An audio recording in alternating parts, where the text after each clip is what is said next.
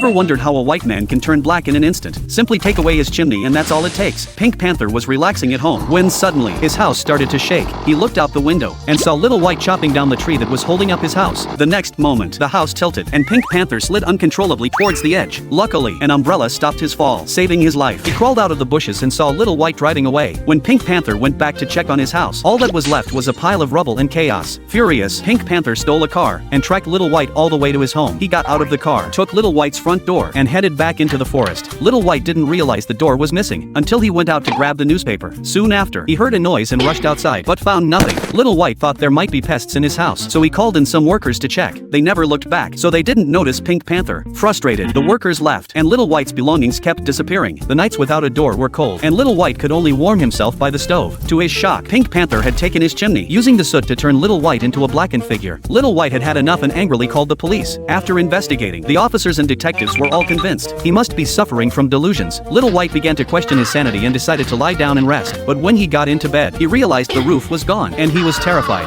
He went to consult a psychiatrist, but the doctor didn't believe a word of his story. Little White dragged the doctor back to his house, but when Little White left, Pink Panther had already ransacked everything. Completely driven mad, Little White was sent to the asylum. On the way there, he suddenly saw a house that looked familiar, and immediately jumped out of the car. At that moment, Pink Panther was sitting inside, sipping hot tea. Little White pounded on the door, but was pulled away by a rope. Pink Panther heard the knocking, went outside to check, but found no one. Suddenly, a loud crash echoed as the house collapsed. Now, Pink Panther had become a homeless wanderer.